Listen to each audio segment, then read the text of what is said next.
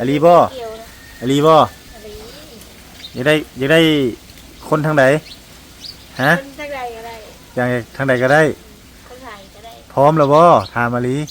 ร้อมแล้ว โอ้พร้อมที่จะสร้างครอบครัวแล้ว เปิดใจแล้วอลิเปิดใจเลยเนาะโอ้ฟังนำกันเด้อพี่น้องเด้อเป็นสักขีพยานช่วยกันเพิ่นว่าอลิเปิดใจแล้วเพิ่นว่า ไม่สดแล้ว เมื่อยโซดแล้ว นี่พี่น้องของแท้พี่น้องมาแล้วอลิว่าเมื่อยโซดเลยเด้อ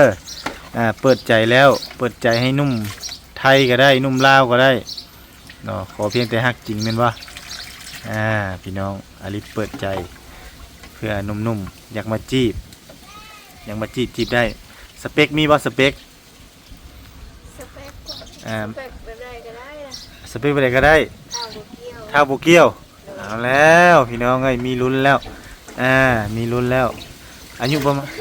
มาณเท่าไร อยู่มัน40ก็ได้ 40ก็ได้เนาะขอเพียงแต่ฮักอลิศคนเดียวบ่ให้ลำบากเนาะเห็นบ่เปิดร้านขายมาเปิดร้านขายเครื่องให้อลิศขายเครื่องเนาะอลิศเนาะ เปิดหาได้ บ่เปิดห้างก็ได้โอ้อลิศเปิดใจเพิ่นว่าอยู่คลองโสดมานี่ก็หลายฟ้าหลายปีมาถ่ายกับเพิ่นก็3-4 ปี4 ปี5 ปีแล้วเนาะอลิศยังโสดอยู่เพิ่นก็เลยว่าจะได้คู่ครองเนาะโสดแท้โสดว่าเลยเพิ่นว่าเนาะนี่เปิดใจเลยเด้อพี่น้องเด้อ โชว์แต่เฮาพิลาย ใครมาขี้ลาย เฮาพิลายเฮาเลยโชว์เป็นตำนาน โสดเป็นตำนานผู้ใดพาเจ้าเว้านะมันจะโสดมันจะขี้ลายน่ะนะแสดงว่าเขาตาบ่ถึงแล้วนั่นน่ะแม่นบ่ เขาเว้าใส่เฮาตลอด ไผเว้าใส่เจ้าตลอดหมู่บ่ อ